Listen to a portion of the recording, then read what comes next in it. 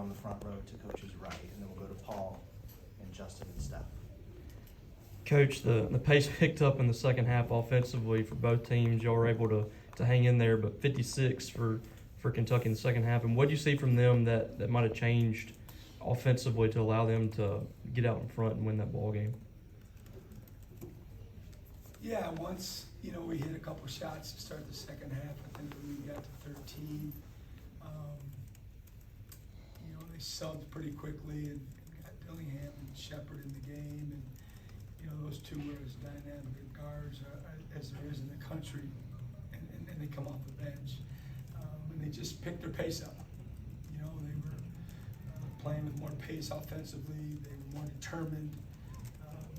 We had some breakdowns, giving up angles out front without the ball screens, and then when the ball screens came, for whatever reason, we weren't as aggressive early in the second half, and they got downhill on us and got some lobs behind us, and we were disappointed, with our coverage there from like the 16, 15 mark, and shorted up a little bit as the game unfolded, but you got to give them a lot of credit.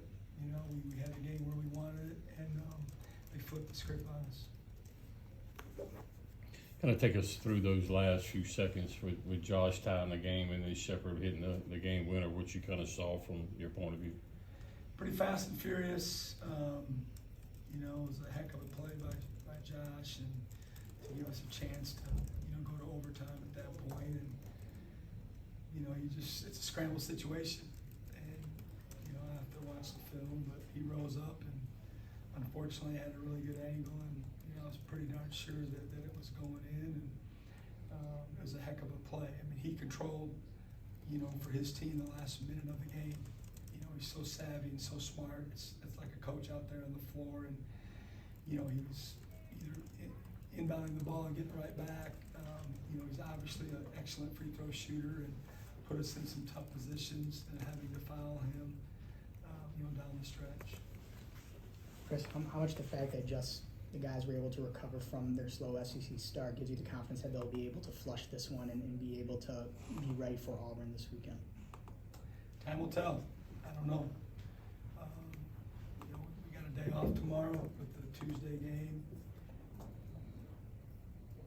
We'll see. We got a heck of a schedule, and to finish, we had that game where we needed it, but it's a 40-minute game, and we just didn't get it done. And it's like what I've been saying all year long to everybody that'll listen to me, that the games are like the season. The game's time runs out, right? Well, opportunities run out, and when you have an opportunity to win a game like this on your home floor, you've got to get it done, and we just didn't do it in the end of the day. We'll go to Steph, and then we'll go back to the cameras and Grace. Tolo was talking about, the last minute you guys were down by as much as 8, were able to come back and get that shot to tie it. How much did you notice maybe those veterans stepping up in the huddles and not being, daunted, I guess, by the lead that Kentucky was able to build? Yeah, we got great leadership on our team. Those guys that, who we're talking about, I mean, they leave everything on the floor. They're unbelievable in the huddles. They're encouraging, even, all the way down the stretch. There was no give up with them. They continue to scratch and fight and claw and try to make as many plays, as they can. And it's tough that, for us that, Josh's performance obviously was at a high level, with the shots he made, and, not only at the end, but just in the guts of the game. And it's disappointing that, it's all for naught. Grace, go ahead. Tolu said that he doesn't look at Josh like a freshman, he looks at him like a veteran guy. Can you touch on the composure he has, especially with you talking about those shots in the end to hit 3 3-pointers in the last minute?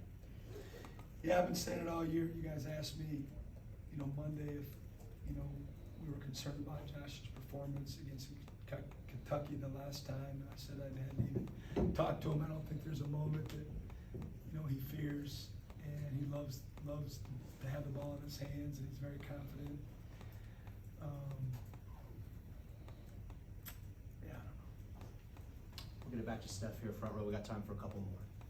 Talk about, the opportunities running out, obviously the regular season, wrapping up here. I guess just how big is it for you guys to, you know, flush the winning streak coming to an end to kind of, you know, regain momentum going into postseason play?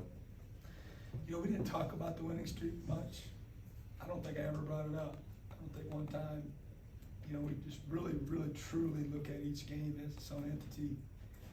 And I've said this before, we treat them like the Super Bowl in terms of how we prepare mentally, physically. So I'm not, that doesn't concern me. Yeah, you might win every game. I understand that. Everybody does. Every coach does, every player does, every fan does.